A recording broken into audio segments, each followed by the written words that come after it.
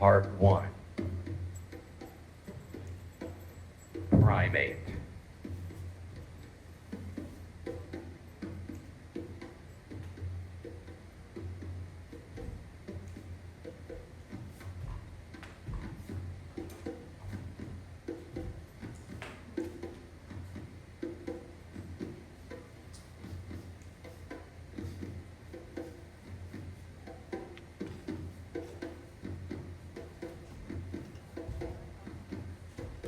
His jungle is an emerald cathedral. He grooms lice from his flock as a priest lays hands upon the blessed.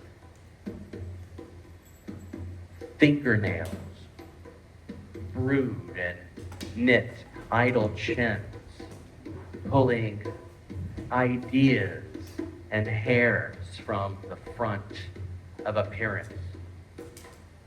He rambles on leather knuckles and the palms of bald feet among his tribe, puffs his good morning in the green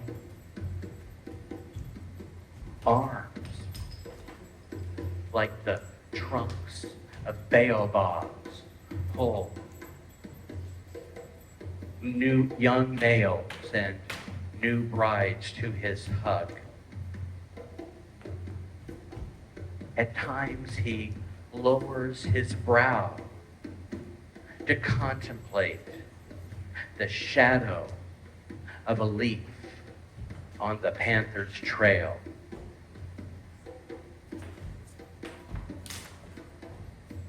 Too fat to clamber to branches, when the panther returns, he will pound dirt,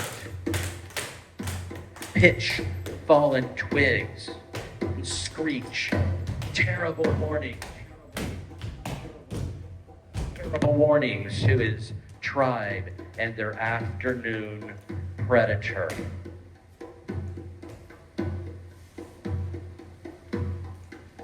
Loving Father, he leaves termites and the fashioning of tools to the clever young. But when a young buck challenges, he rises in volcanic animation, gruffs, insults, calls a circle, tosses leaves and snarls and salutes with his fangs. The upstart who boils his blood anew.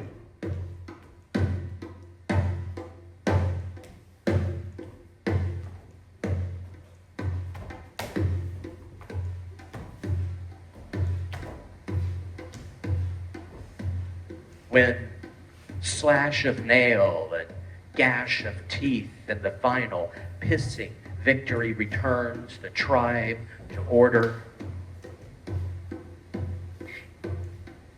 he comforts the fallen squire, patting his shoulder, palming his balls, licking the blood from his cheeks. His jungle is sweet and forgives the stumbler, but it will not permit two wills. Part 2. Division.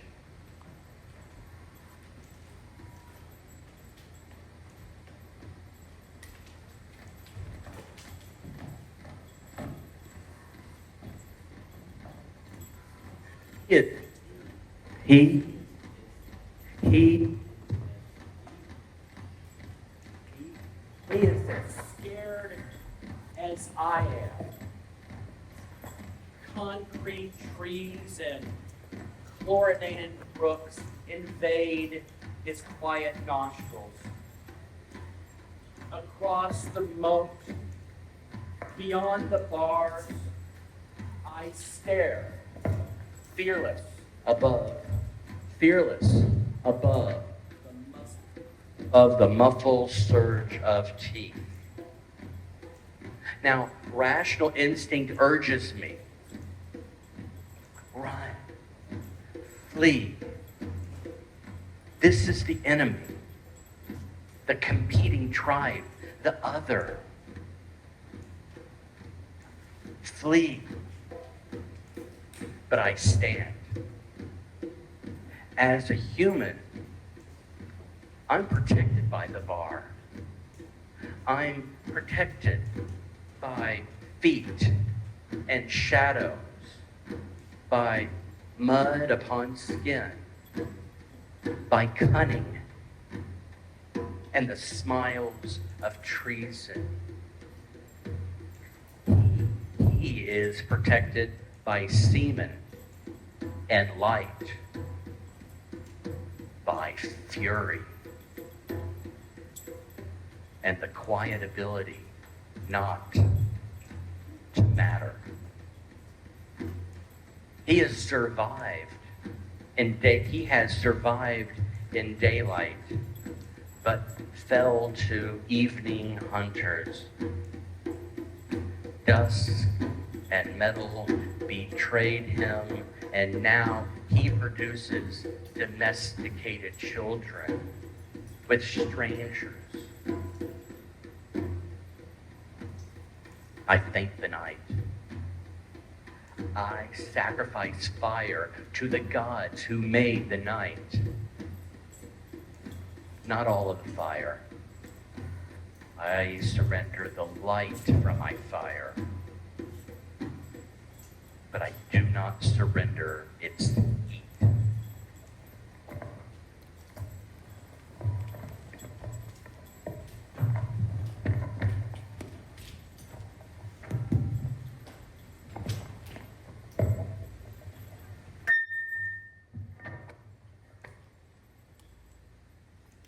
Three. Deuteronomy. At 23, Moses switched his major to all business, returned to college, and quit talking to his stepmother. At 26, he graduated, took a job out of town, and led his flock north across the desert. Ungrateful. They slowed him down. They broke curfew most nights. They said he only had profit motives now.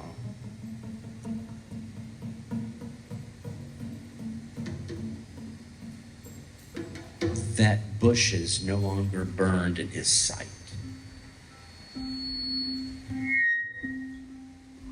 Like all prophets, he walked with one eye cast upon God, one eye cast upon his flock, and only his blind feet left to ply the clay road.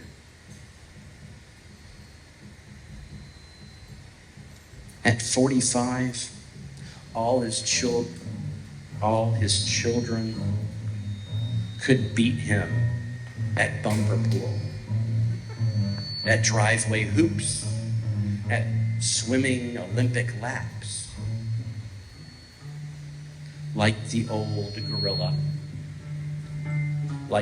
gorilla, he still led by hooting the loudest in the clearing. The tribe.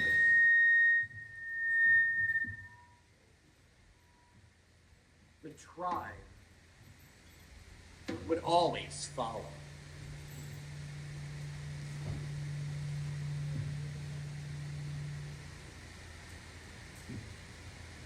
Four. Alpha rising.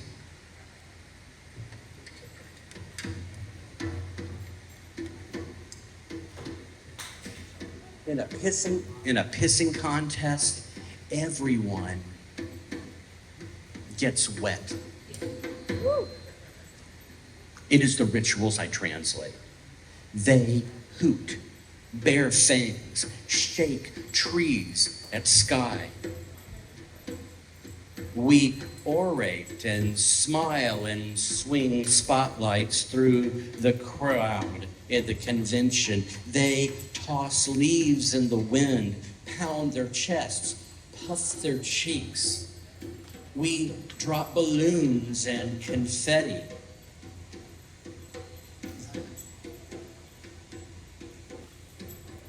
We pound the pulpit, buy a new suit. They pee. We monogram our towels. They take their pick from the young females of the tribe. Henry Kissinger rents an extra room in Geneva.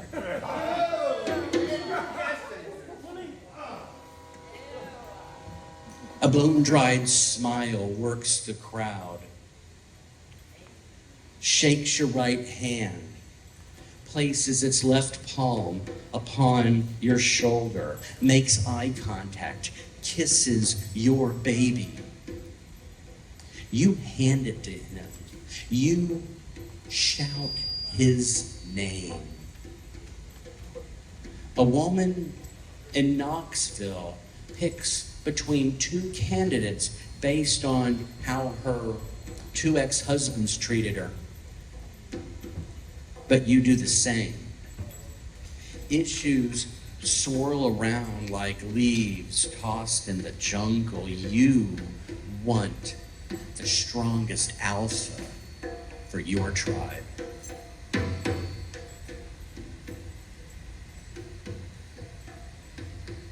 Beta, part 5. Beta, Max. I can't do that. Some men shout you down, command you. Some pound vests, push their Donahue mics down your throat.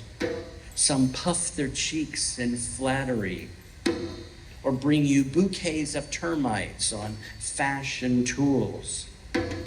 Some drink you into submission, throw you belly down across the cappuccino counter and sodomize you. Others go angling and wait. I can do that. I can drop crucified worms from my canoe or cast them out from my pier if you're out too deep. I can whistle, count the ripples and currents until your waters churn. Climbing ladders and balcony serenades is the ploy of second-story livers. I like my love on the ground.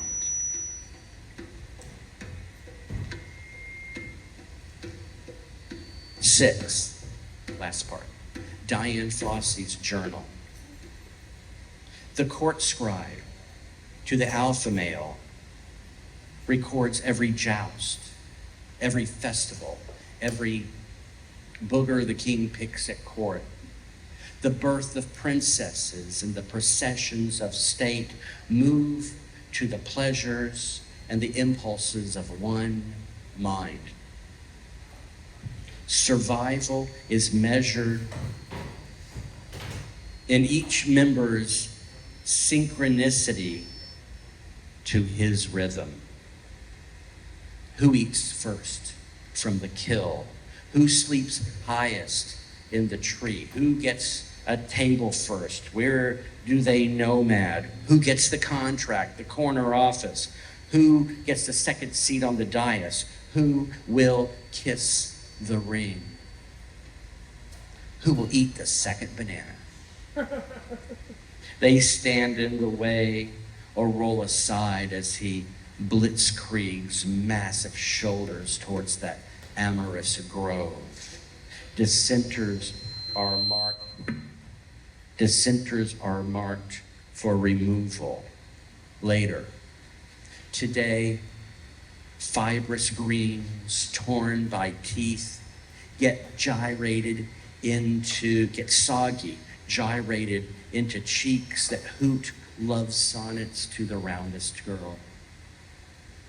Fire will grab her belly, passion and future will marry their eyes.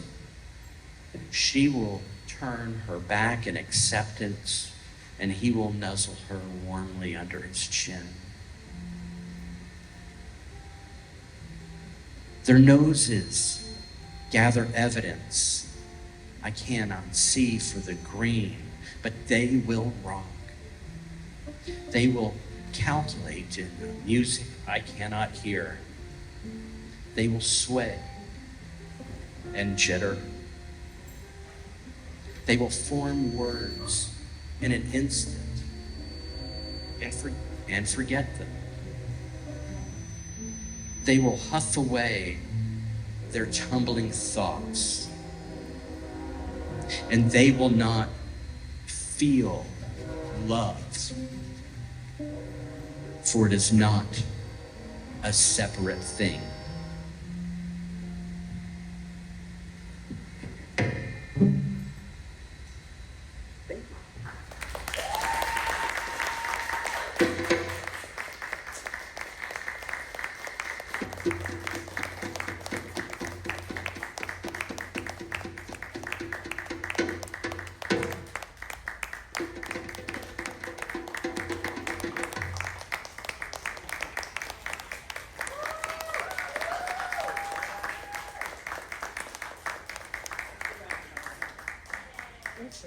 Thank you.